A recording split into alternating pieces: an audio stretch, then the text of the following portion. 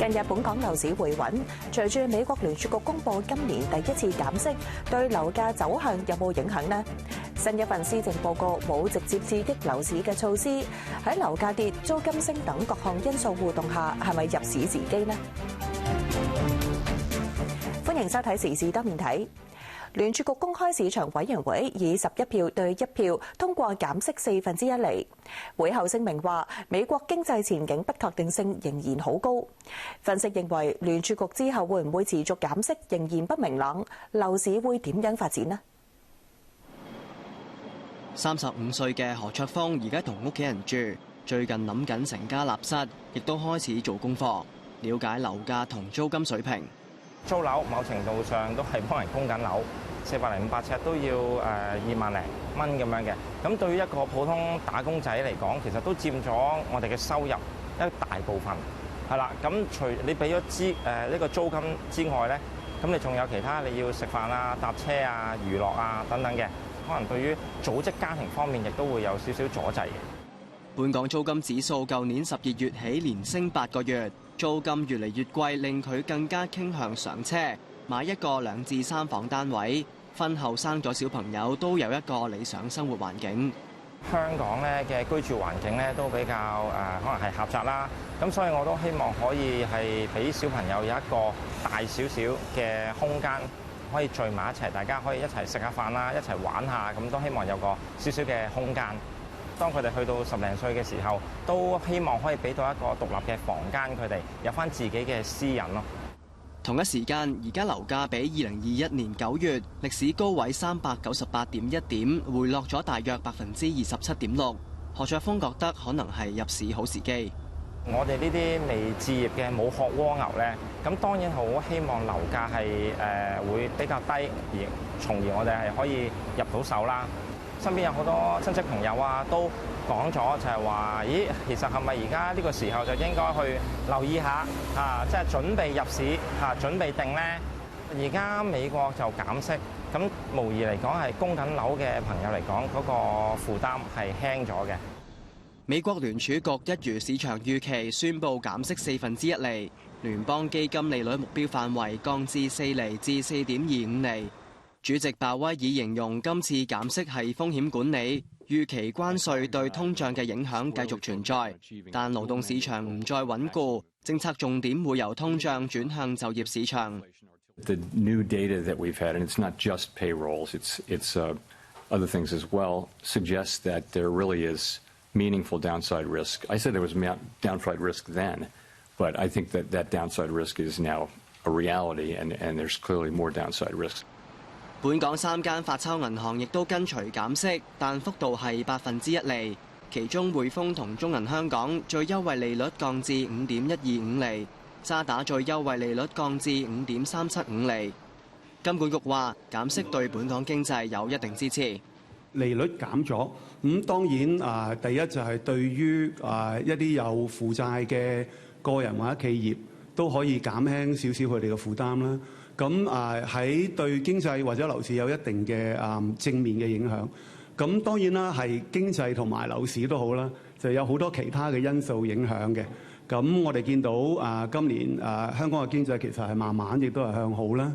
咁我相信呢其他因素咧係會繼續支持我哋香港經濟發展。聯儲局又預測今年會再減息2次，每次1/4厘，而出年就只會減息1次。美國未來減息嗰個幅度同埋步伐咧，都有一啲不確定性。對於香港嗰個利率環境咧，亦都會有影響嘅。咁市民喺做佢哋置業啦、投資啦或者借貸決定嘅時候咧，一定要充分考慮同埋管理好利率嘅風險。地產代理預料喺減息嘅支持下，樓市會平穩上升。對個樓市咧，一定有個利好作用同埋支持啦，因為實際到時就反映咗嗰個供樓負擔啊，嗰個利息支出啊，係會明顯減低嘅咁對嗰個刺激入市意欲係大嘅。其實都已經連升咗幾個月㗎啦，雖然個幅度就唔係話好大累積即係4個月都係升咗1% 左右嘅啫。所以我睇咧，未來有呢個即係減息嘅利好因素支持下咧，樓價係會繼續穩步平穩向上咯。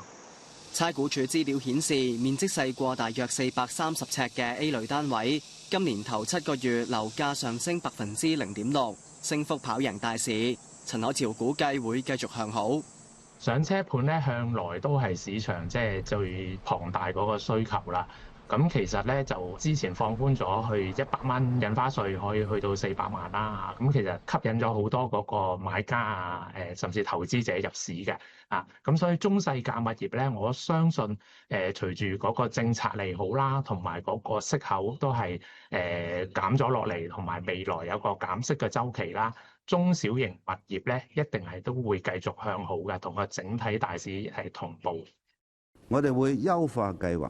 新一份施政報告星期3公佈，提出優化新資本投資者入境計劃。申請者如果想透過買住宅物業申請嚟香港，成交價門檻由原本5000萬減少至到3000萬。陳海潮認為政策亦都利好豪宅市場氣氛。只要買3000萬就得啦。無形中咧，即係其實嗰個可以選擇嘅範圍都係一個譬如豪宅物業啦，啊，但係個範圍係擴大咗，所以相信對嗰個即係高端啊豪宅物業咧嗰個交投咧有個刺激作用嘅，亦都可以帶動到多啲呢啲投資移民咧，即係更加有興趣啊，同埋更加容易嘅門檻可以入到嚟，咁所以對嗰個豪宅啊高端物業係有個刺激作用嘅。行政長官李家超就強調，政府希望樓價穩定。樓價嗰方面咧，目前係穩定嘅。咁所以我想重複就係政府嘅立場咧，就係希望樓價穩定，亦都希望我哋嘅工資一路增長啦。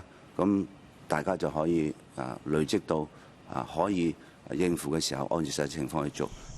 施政報告前夕，業界曾經建議政府將100蚊印花稅嘅物業成交金額上限由400萬放寬到600萬，亦有政黨建議開設購房資金通，俾專才匯款嚟香港置業，但多個有助刺激樓市嘅建議，最終都未獲採納。政府嘅取態咧，其實睇到咧都係唔係話即係想咁多干預啦，都希望即係市場都係經翻即係因應翻大市嘅變動啊、自由咁樣樣啦，因為都唔想牽涉到太多干預樓市嗰個措施嘅。其實都係一個健康嘅，因為如果你話太多干預嘅話，其實可能會有啲分分鐘有啲反效果啦。咁所以其實而家政府呢個措施都係即係慢慢嚟咧，反而係一個好事，因為始終都要等我哋香港經濟啊、大環境嘅好轉啊咁樣樣，先會個樓市咧可能再持續向上啊。本港樓價由2021年9月開始回落，到2023年施政報告提出大幅減辣，第2年財政預算案更加全面撤辣。而同年嘅施政報告就再放寬物業按揭貸款成數上限，都被視為利好樓市嘅政策。而家嘅市況同之前2年有咩唔同呢？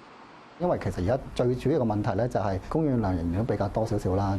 如果你話睇翻即係過去嗰個一手嗰個即係吸納量咧，即係都係講緊1萬零到差唔多2萬啦，都仲需要緊幾年嘅時間。咁而家政府咧其實都放慢咗即係賣地嗰個情況啦，因為始終唔希望咧，即係嚟緊太多供應嘅，希望即係市場上咧，即係慢慢去吸納翻晒現有嘅貨尾啊，或者嚟緊嘅即係一手嘅供應啦。政府早前估計，未來3至4年私人市場一手單位嘅供應量有大約10萬個，當中有27000個係貨尾單位。侯志港相信樓市會平穩發展。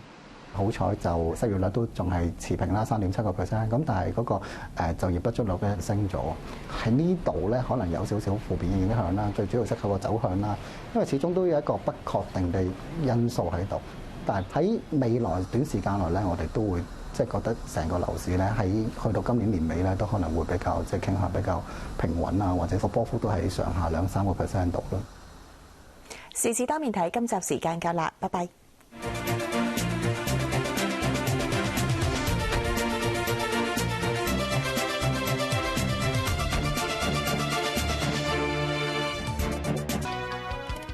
各位歡迎收睇呢節新聞，我係容家耀。先講下華爾街已經開市啦，即刻睇下美國股市嘅最新表現。道瓊斯工業平均指數最新係跌緊唔夠1點，係報46017點。標準普爾500指數升緊21點，報緊6621點。睇埋歐洲3個主要股市嘅表現。倫敦富時100指數升緊10點，巴黎 CAC 指數升緊73點，德國 DAX 指數升緊242點。晶片生產商 NVIDIA 輝達斥資50億美元入股同業英特爾。消息刺激英特爾股價曾經急升2.7%，去到31美元嘅水平。輝達以每股23.28美元入股英特爾，總投資50億美元，相當於390億港元。雙方將會共同開發用喺個人電腦同數據中心嘅晶片。輝達行政總裁黃仁勳話：今次歷史性嘅合作將輝達嘅人工智能晶片同加速運算推碟，同英特爾嘅產品生態系統緊密結合，締造兩大世界級平台嘅融合。英特爾喺8月獲美國政府以大約89億美元買入1%股份。睇下其他新聞。1號戒備信號生效，天文台會喺聽朝早9點到11點之間改發3號強風信號。幼稚園同部分特殊學校聽日停課。米娜集結喺本港東南偏東大約370公里，預料向西北移動。按照現時嘅預測路徑，米娜會喺聽日稍後到星期六初時登陸廣東東部沿岸，但登陸位置同強度存在變數。天文台到時會視乎米娜嘅強度變化同本地風力等等，評估係咪要改發更高信號。預測今晚到聽日初時，本港離岸海域同高地會開始間中吹強風。聽日驟雨逐漸增多，禮拜六間中有狂風驟雨同雷暴，雨勢有時都幾大，海有湧浪。馬鞍山錦駿苑多個單位食水出現黑色沉積物。水務署就話黑色微粒係瀝青，已經採取跟進措施，而家情況受到控制。喺2023年入伙嘅錦駿苑，今個星期初 C、D 同埋 E 座有幾十個住戶投訴，話食水出現黑色微粒。水務署隨即派員跟進，包括抽取樣本化驗，結果顯示黑色微粒係瀝青，水質符合本港嘅食水標準。水務署相信，上星期5為咗配合上游公共水管檢查做供水調度，喺過程當中因為水壓加大，揚起咗相關配水庫裡面少量嘅沉積物，導致有瀝青微粒入咗樓宇內部供水系統，已經提升大廈供水管濾網嘅過濾能力，協助有需要嘅住戶清洗水標。房屋署就話，屋苑內部供水系統並冇用含有瀝青嘅物料，屋苑管理處已經安排清洗所有水缸同埋內部喉管。第12屆北京香山論壇喺北京開幕，國防部部長董軍作主旨發言。喺講到台灣問題嘅時候，董軍話：解放軍隨時準備挫敗任何外部武力干涉。今年嘅香山論壇星期4上晝喺北京國際會議中心開幕。國防部部長董軍喺發言之中表示，台灣回歸中國係戰後國際秩序嘅重要組成部分。台灣屬於中國嘅歷史同埋法理事實不容置疑。中國人民解放軍始終是捍衛祖國統一、無堅不摧的強大力量，絕不允許任何台獨分裂圖謀得逞。我們隨時準備着挫敗任何外部的武力干涉。而論壇開幕正值918事變紀念日，董軍又提到要順應歷史大勢，越面臨風險挑戰，越要把握歷史規律。中國軍隊越強大，制約戰爭嘅力量就會越壯大，世界和平同發展就會越有保障。站在新的歷史關口，我們期待與更多志同道合的夥伴和朋友攜手拓寬和平、發展、合作、共贏的人間正道。本屆論壇一共有100幾個國家同埋地區以及國際組織代表等等1800幾位嘉賓出席，首次增設香山世界高端對話嘅環節，作為中國推動國際安全合作嘅窗口。無線電視記者陳尚軒報導。廣州市區琴日挨晚時分突然狂風大雨，天河區天河城廣場外面嘅臨時攤位嘅布展棚架被吹上半空，有人被棚架砸傷。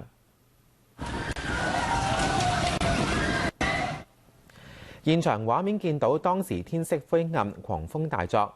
天河城北門廣場外面嘅臨時攤位多個棚架都不敵狂風被吹倒，更加有一個棚架被風吹翻喺空中連續旋轉。國際方面，美國同英國簽署新嘅技術夥伴協議。美國總統特朗普訪問英國最後一日，同首相施紀賢簽署協議。特朗普話呢項協議有助促成多項商界之間嘅協議，例如美英公司合作喺英國各地設置核反應堆。特朗普形容兩國關係係無價之寶。施紀賢就話民用核能協議除咗為幾百萬公司帶嚟電力，亦都會令到電費下降。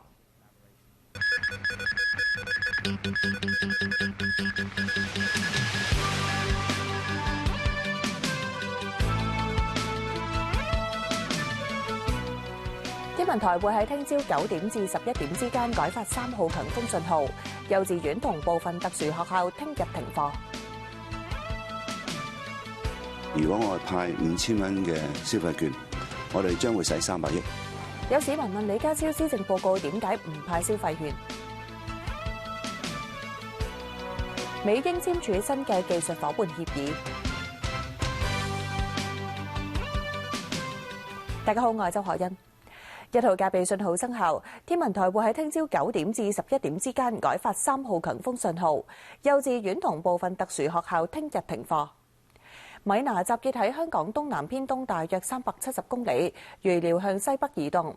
按照而家嘅預測路徑，米娜會喺聽日稍後至星期六初時登陸廣東東部沿岸，但係登陸位置同強度存在變數。天文台到時會視乎米娜嘅強度變化同埋本地風力等等，評估係咪需要改發更高信號。預測今晚至聽日初時，本港離岸海域同埋高地會開始間中吹強風，聽日驟雨逐漸增多。星期六間中有狂風驟雨同雷暴，雨勢有時頗大，海有湧浪。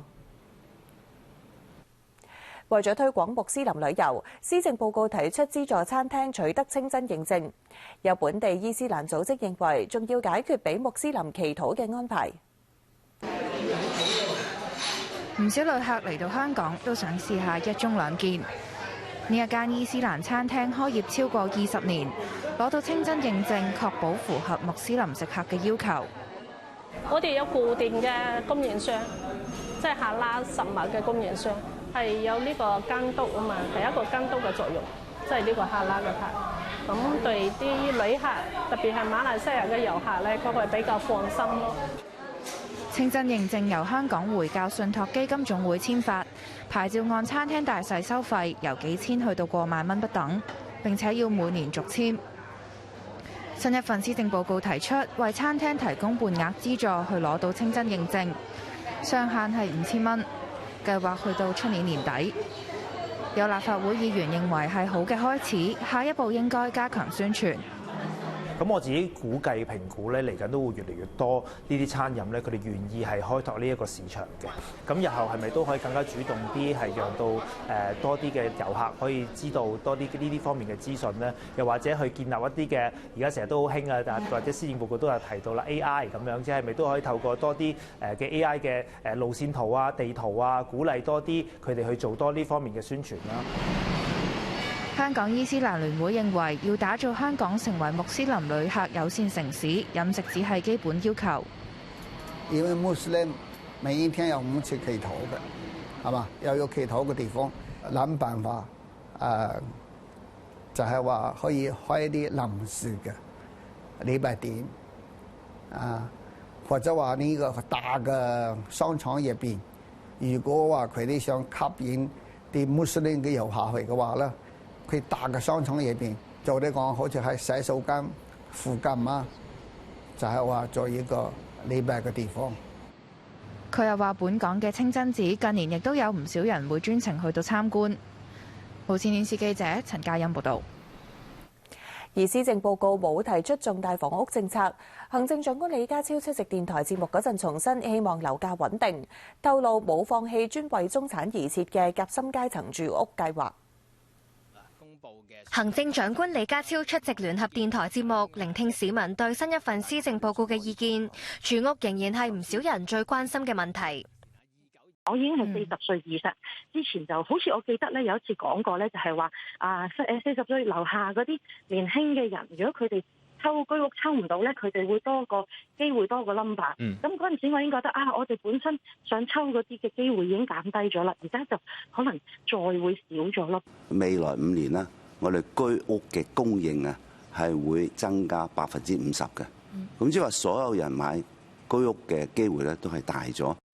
一對年青夫婦40歲樓下，佢可能佢嘅入息兩公婆嘅入息下達係超咗6萬蚊以上，即係由冇資格買居屋，要租貴樓，都唔好講話如果要買樓嘅話，佢要孭住幾百萬嘅債。我哋曾經有個計劃係夾屋嘅，咁但係我哋要揾地嘅，咁呢個我哋冇放棄嘅。咁我聽到呢啲意見嘅，但係呢個係資源分配嘅問題。我想重複就係政府嘅立場咧，就係希望樓價穩定。亦都有市民關注消費市道疲弱，建議派消費券。街上咧都好多吉鋪，赤柱咧已經靜晒啦，冇咗啲外國人啦，即係旅遊唔得啦，好多飯都唔掂噶啦而家。有吉鋪咧，其實頭先同我講嘅經濟轉型好有關。如果我係派5000蚊嘅消費券，我哋將會使300億。喺而家財政有壓力嘅時候，我用好呢300億啦，去做其他嘢咧，咁呢個係我嘅考慮。另外，對於政府早前懷疑購入冒牌樽裝水，有市民質問點解冇官員問責。李家超回應話，審計署正喺度審視事件，之後會按照公務員制度處理。無線電視記者陳尚軒報導。九龍醫院一個精神科男病房出現甲型流感病毒個案群組。個精神科男病房自今個星期一起，先後有6個23至55歲嘅病人出現發燒或呼吸道感染症狀。病毒測試結果顯示對甲型流感病毒呈陽性，其中2個病人因為其他醫療需要，而家喺伊利沙伯醫院留醫，其餘4個人就喺九龍醫院接受隔離治療，全部情況穩定。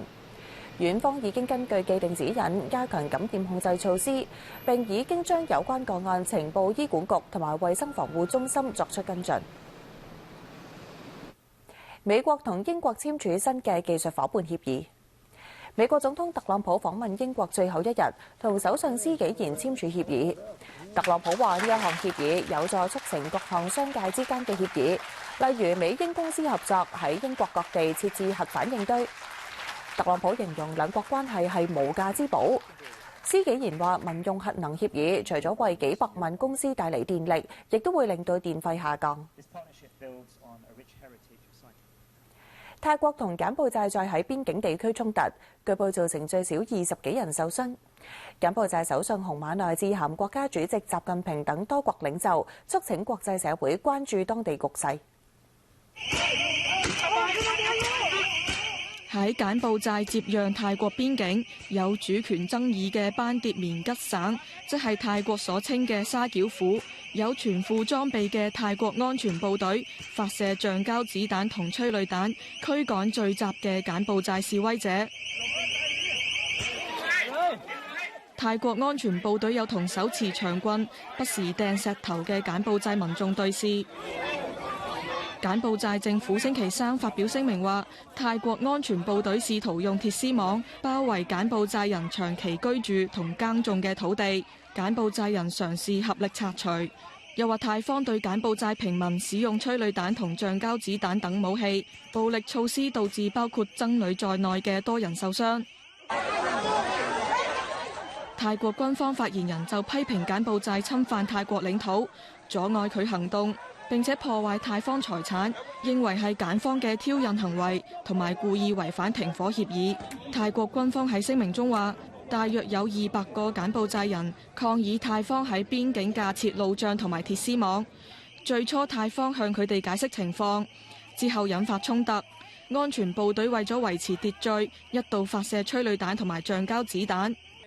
柬埔寨外交部星期3指，首相洪馬內已經致函聯合國同多國領導人，包括國家主席習近平、美國總統特朗普、法國總統馬克龍，仲有聯合國秘書長古特雷斯，通報泰國軍方計劃以武力奪取柬埔寨西部同埋西南部17處領土嘅圖謀，促請國際社會關注泰柬邊境局勢，要求泰國嚴格遵守停火協議，喺有爭議嘅地區拆除障礙物，停止強制驅逐行動，同埋釋放柬埔寨士兵等。